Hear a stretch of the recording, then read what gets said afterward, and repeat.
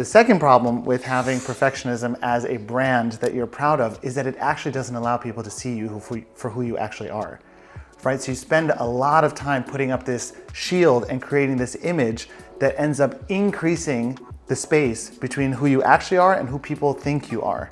And that level of inauthenticity is exhausting to maintain. It leads to burnout, it leads to overwhelm, it leads to exhaustion, and it ultimately leads to this fear that if people actually were to find out who I am, they would kick me out. They wouldn't want me to be at the table. They wouldn't think I belong.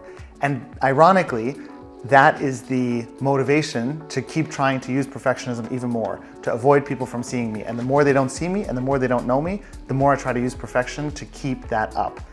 That is a second reason why perfectionism is not helpful as something to carry as part of your brand. And what we work on in The Modern Leader is helping people unpack all of that so that they first of all understand the myths of perfection, understand how unsustainable it is and actually dysfunctional it is to identify with and use as a value or as an attribute, and then learn what else can they attribute their identity to that is more sustainable, that is more energizing, that is more creative and nourishing than this brand that they previously had of perfection.